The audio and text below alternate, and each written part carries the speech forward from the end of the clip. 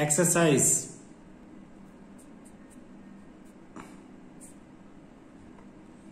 Question 8.1 question 1 right the following algebraic expressions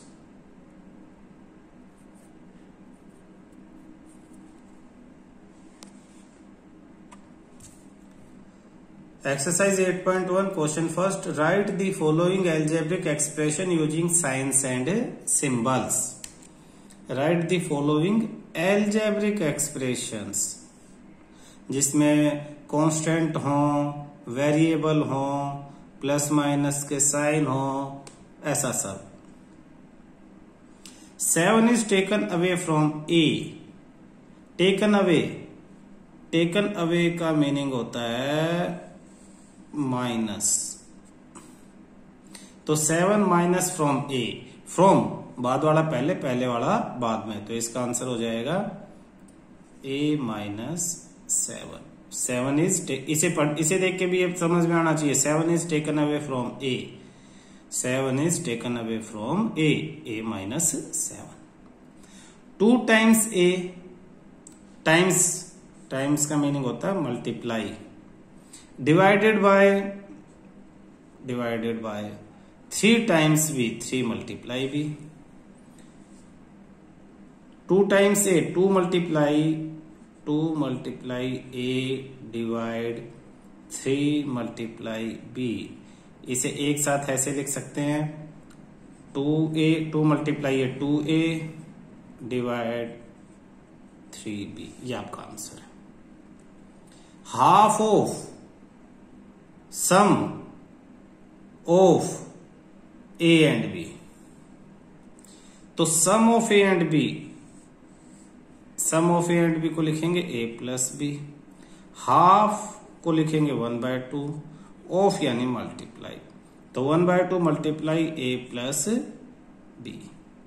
और इसी question को आप लिख सकते हो 1 को a प्लस बी से मल्टीप्लाई करेंगे तो a प्लस बी और अपॉन में 2. ऐसे half of a plus B ऐसे भी लिख सकते हैं और ऐसे भी लिख सकते हैं. 3 multiplied by a is increased by यानी प्लस. तो 3 multiply a plus 10 times b. 10 times b को क्या लिखेंगे 10 इंटू बी. तो ये हो जाता है आपके पास 3a प्लस 10b. ये आपका आंसर है. 1/3 यानी 1/3 ऑफ यानी multiply. x is multiplied by sum of y and z. ये पूरा मल्टीप्लाई बाय किसके साथ मल्टीप्लाई कर रहे हैं sum of y and z. y और z के सम से. ये 1/3 into x multiply by the sum of y plus z. इसे सिंप्लीफाई अगर करना है तो 1 इंटू एक्स अपॉन में 3 मल्टीप्लाई y प्लस z. ये आप आंसर लिख सकते हो. क्वेश्चन आपके पास write the following in exponential यानी पावर की फॉर्म में लिखना. 2 कितनी बार है 2 टाइम्स है. तो जो भी नंबर है पहले उसे लिखो, वो जितने टाइम्स है उसके ऊपर लिख दो. 1 और 2 टाइम्स है तो 2 लिख दो. फिर x है x लिखो. x कितने टाइम्स है 2 टाइम्स 2 लिख दो. फिर b है b लिखो. b कितने टाइम है 1 2 3 तो ऊपर लिख दो 3. ये आपका आंसर हो गया. इधर 7 है तो 7 लिख दो. इंटू 2 है तो इंटू में 2 लिख दो. एक ही टाइम है 1 मत लिखो. पावर कभी भी 1 नहीं लिखते, एक टाइम है तो मत लिखो. फिर इंटू में a कितने टाइम्स है 1 2 3 4 5 6 7 8 9 10 11 12 13 14 15. तो पावर लिख दो 15. इसे सिंप्लीफाई फॉर्म में करोगे तो इनकी कोई पावर नहीं है तो आप इन्हें मल्टीप्लाई कर सकते हो। 7 2 जा 14 और a को अलग से लिख सकते हो a की पावर 15, 14 इंटू a की पावर 15। और मल्टीप्लाई, जो ये मल्टीप्लाई है ना, इसे पॉइंट से भी शो करते हैं बड़े क्लास में। 7 इंटू 2, इसे 7.2 नहीं कहेंगे, 7 इंटू 2 इंटू a की पावर 15, ये भी आप इसे लिख सकते हो। यहां भी पॉइंट, यहां भी पॉइंट, इनका मतलब है मल्टीप्लाई। जब बहुत सारी चीजें लाइन में मल्टीप्लाई करनी होती है तो हम पॉइंट लगा सकते हैं। बड़ी क्लासों में इस पॉइंट का मतलब मल्टीप्लाई भी होता है, आप सीखोगे आगे धीरे धीरे। फिर नेक्स्ट क्वेश्चन, 2 एक बार ही है, एक बार लिख दो, इनटू फिर a है तो a लिख दो। पावर कितना है, 1 2 3 4 5 6 7, पावर है 7। फिर y है तो y लिख दो। कितने टाइम्स है, 2, तो पावर में 2 लिख दो। यहां पे 2 है, लिख दो 2। p है, p लिखो। कितने टाइम्स है, 1 2 3, तो 3। फिर q है, q लिखो। कितने टाइम है, 2 टाइम्स, लिख दो। इसे कहते हैं एक्सपोनेंशियल फॉर्म। इधर 2 है, 3 है, तो 2 इंटू 3 इंटू a 2 टाइम्स है और b a 2 टाइम्स और b 3 टाइम्स, तो b 3। और इसे 3 2 जा 6 a 2 b 3, ऐसे भी लिख सकते हैं। ठीक है। क्वेश्चन देखो third, exercise 8.1। Write the numerical coefficients of each of the following algebraic expression. Numerical coefficient, each term, हर एक टर्म के, किसके अंदर, एल्जेब्रिक एक्सप्रेशन में। तो ये तो पूरा एल्जेब्रिक एक्सप्रेशन है। अब आप टर्म फाइंड आउट कर लो, तो यहां लिख लो टर्म। तो फर्स्ट टर्म क्या है, 3x4। उसके बाद नेक्स्ट टर्म क्या है, 2x3। उसके बाद है 4x²। उसके बाद है, प्लस के साइन साथ में नहीं लेते टर्म में, माइनस लेते हैं, -8x। और उसके बाद है 7। ठीक है। और न्यूमेरिकल कोफिशिएंट्स क्या क्या हैं, तो अगला लाइन लिख लो, न्यूमेरिकल कोफिशिएंट्स। तो न्यूमेरिकल कोफिशिएंट एक टेबल बना लेते हैं ताकि ये चीजें और अच्छी तरह से समझ में आ जाएं। ये टर्म है और इनके नीचे ही हम इनके न्यूमेरिकल कोफिशिएंट्स लिख देंगे।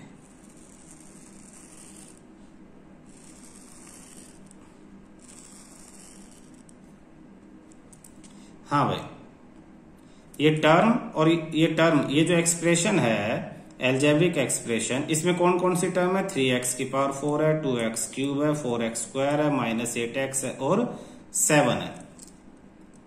ये टर्म है सारी। तो हमें एल्जेब्रिक एक्सप्रेशन, ये पूरा एल्जेब्रिक एक्सप्रेशन है, इसमें पहले टर्म फाइंड आउट करने, क्योंकि ऊपर कहा है कि टर्म निकालो पहले। तो ये सारी टर्म, ये वाली, ये -8x और 7, ये टर्म है। टर्म के अंदर अब न्यूमेरिकल कोफिशिएंट नंबर्स होते हैं। तो इसमें नंबर्स x की, ये 4 नंबर नहीं है, नंबर काउंट नहीं होगा। 4 का मतलब है x 4 टाइम्स है, नंबर है सिर्फ 3। तो न्यूमेरिकल कोफिशिएंट है आपके पास यहाँ 3।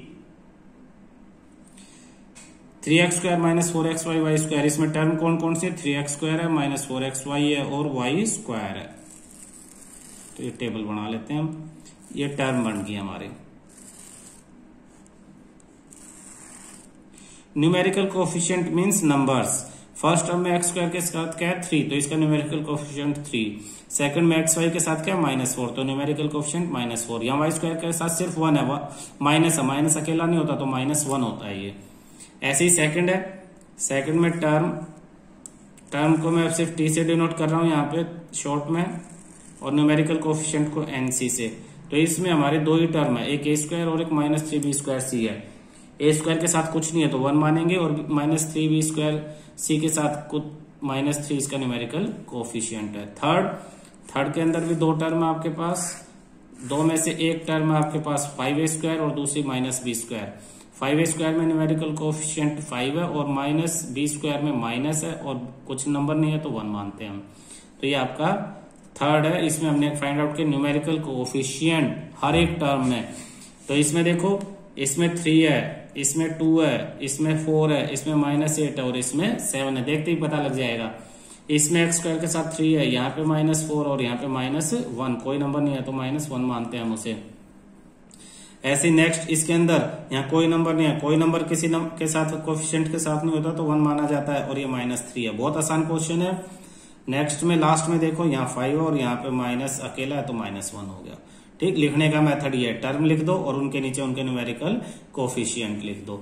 बहुत सिंपल है। टर्म आप एक्सप्रेशन से देख के निकालोगे और न्यूमेरिकल कोएफिशिएंट जो नंबर वेरिएबल्स के साथ हैं, पावर नहीं, नंबर जो आगे लगे हुए नंबर, वो आपके न्यूमेरिकल कोएफिशिएंट्स होते हैं। क्वेश्चन आपका है, write down the term of the following algebraic expression. Term लिखनी है। क्वेश्चन आपके पास है, fourth, write down the terms of following terms of the following. First आपके पास है question 5x + 7y - z। Second आपके पास है 9x² + 3x²y।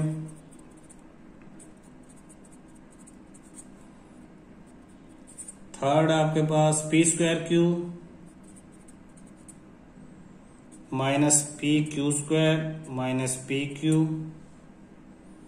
और फोर्थ आपके पास है x² - 2/5x और -6।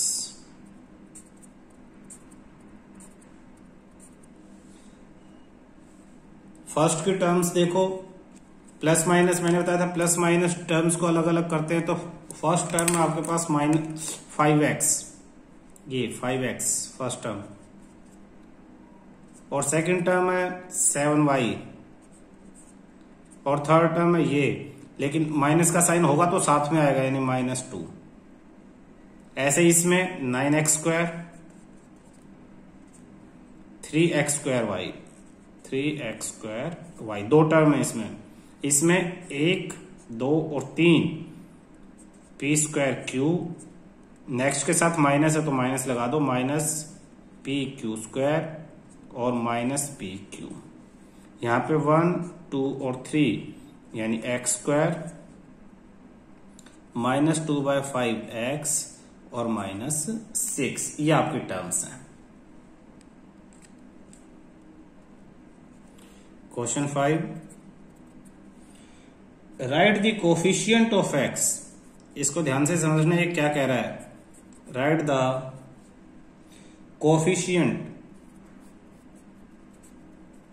Coefficients of x in each term of following expression,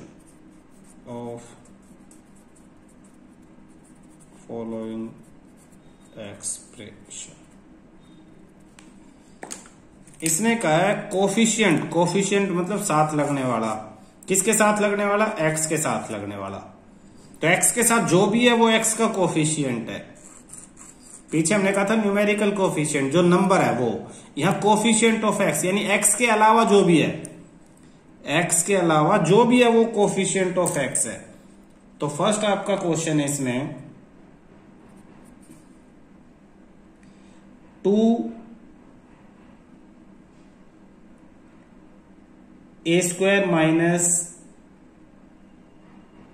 - ax,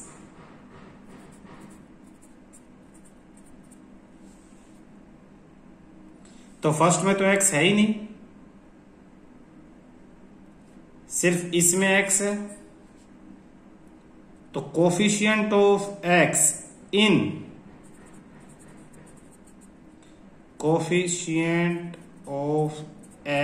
इन किसमें? -ax में।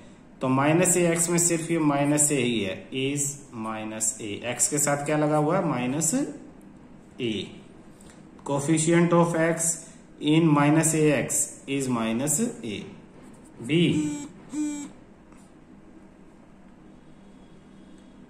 3x square minus x plus y, 3x square minus x plus y. इसमें coefficient of x in, दो में x है, एक तो इसमें और एक इसमें। तो पहले नंबर को जब हम लिखेंगे, पहली टर्म 3x स्क्वायर इज, एक x को छोड़ दो क्योंकि सिर्फ एक x के साथ पूछा, तो 3x स्क्वायर, यहां 2x है, एक x को छोड़ के बाकी सब, तो 3x। And coefficient of x इन दूसरी टर्म है minus x is, minus x में x के साथ क्या है माइनस, माइनस अकेला नहीं लिखा जाता तो -1 है। सी, 4xy minus 3y square, 4xy minus 3y square. Coefficient of x in 4xy is, x को छोड़ के बाकी सब यानी 4y। दूसरे में है ही नहीं, दूसरे में x ही नहीं है तो कोफिशिएंट भी नहीं होगा। D, 9x square plus 4x minus y square, 9x square plus 4x minus y square. तो coefficient of x in first term 9x square is, एक x छोड़ के बाकी सब 9x, और coefficient of x in second term है 4x, 4x में x को छोड़ दो तो 4 आपका आंसर है। थर्ड टर्म में x है ही नहीं। ठीक है।